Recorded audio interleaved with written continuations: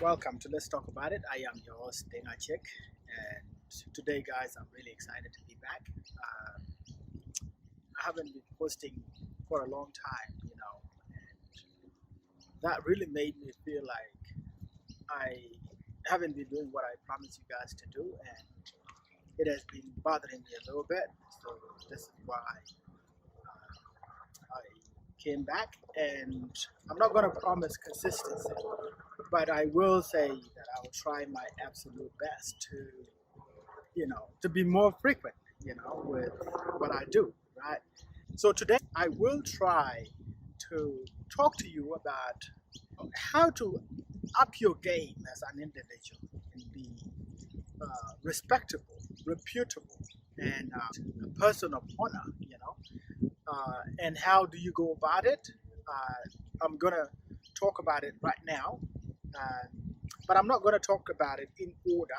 Just gonna give you some tips, right? I've seen this a lot of times. Like people, like most people, they don't really care about themselves, and it bothers me a lot because I think um, if there is what we would call the first contact point, it's you as an individual before your attributes. And this is why I'm going to start with your name, like what your name contain is so significant to the point where it can it can be positive, very positive, or it can be really negative, right? This is why I say your name is really your logo, honestly. Some people, they might say otherwise, but to me personally, I believe that your name is absolutely your logo, and how you carry your name is what would really drive your products, and is what would really bring in customers or send customers away running. I'll give you an example of Apple and Samsung, right? Apple has set the standard so high to the point where for Samsung it doesn't really even look competitive because Apple has such an impact in people's lives. Remember, they sell products. They're not distributing products to you for free. They are diving right into your pocket. They are emptying your pocket. But the Apple users, they don't care about that. They don't care about the price. They just care about the product. That is the name of Apple that is actually bringing customers and retaining them, right? When you have Samsung, right, doing exactly the same job, right, selling phones, selling tablets, selling other products that are exactly or almost identical with with Apple, right? I am a Samsung user myself, right? And as I'm recording myself right now, I'm using Samsung product. You can see there's no difference at all. But to an Apple user, that's a different story. You can never convince an Apple user to use another product because when they go Apple, they never return, right? Once they go Apple, they never come back. That is the impact of the name, right? Which lead me into image. Again,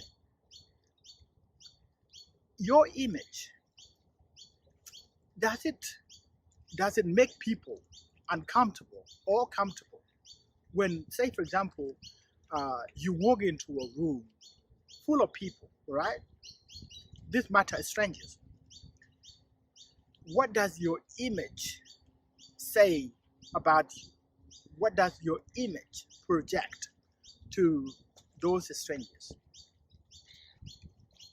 Do they become uncomfortable, or do they become really comfortable with your image? Your projection of your image really matters. And this is why you have to protect your image at all costs, right? Because it is all you got. It is the first.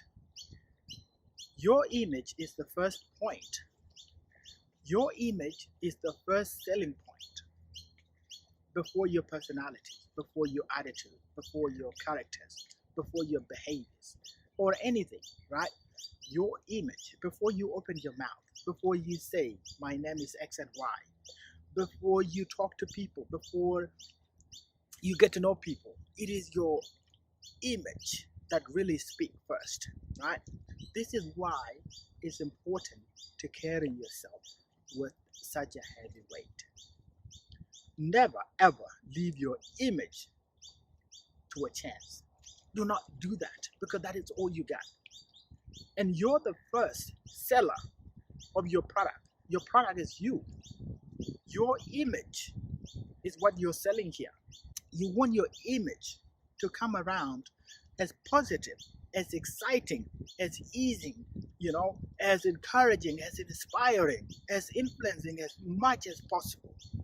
The way you would like other person to inspire you, to encourage you, to motivate you, to empower you. That is how you should always carry your image, right? All the time. Do not leave it to a chance. That is really important. Another important element as well is your physical appearance, right? And this is why um, you see a lot of people that really care about themselves. They always look presentable, respectable, right? And really confident and comfortable in who they are, in what they're wearing. They all appear so elegant and it's so presentable to the point that some people might think they are untouchable, all right? They are, unrelatable, you know, like you cannot match their energy, you cannot match their dressing style. No, that is not true, right? That is actually the opposite, because what they're trying to do there goes back to, image, their name. Now you come to the physical appearance, right? Once you have your name, your image, and how you appear to people that know you and people that don't, right? Is the most important element of yourself as an individual. Okay, that is speak to the logo that I mentioned before as well, because that is your identity. You must always and all the time look nice and neat. You smell nice. Put on nice perfume and smell great, So when you pass or when you walk into people, people will look at you and they will say, wow, you're such a gentleman. Okay, you're such a lady, right? Because you smell really great. You are dressed nicely. You are dressed to kill. You look nice and clean, you know. That is why you have to make sure that your physical appearance, what goes on your body, is the top priority in your everyday life. So the last part here is your reputation, right? You got your name, you got your image, right? Your physical appearance, and now you are about to put the nail on the coffin with your reputation. If the things I've listed are really bad, that means you have the worst reputation. If the things I mentioned are great, that means you have unshakable reputation of all time. So your reputation, as Robert Greene mentioned in the 48 Laws of Power, it is one of the important elements in your life that you should always guide with your entire existence. You guide reputation with your life. You don't leave your reputation to a chance, because once it's broken, you are likely to lose everything that you have worked for in your life. And reputation does not mean that, you study it. It is something that you build yourself. It has to be a thing of your making. It has to be something that you fully understood how you build it and how you protect it from people. And once your reputation is solid, you can sit back and relax. Okay? As Robert Greene mentioned, when you establish your reputation, don't respond to all these petty details that people are trying to throw at you. Otherwise, you will come about as a defensive person. That's not what you want to appear. You want to appear as a person of a great reputation, a person that is untouchable, a person that is not afraid to tell the truth, or a person that is not afraid to speak his or her mind, a person that appears perfect, right? This is what reputation does to you.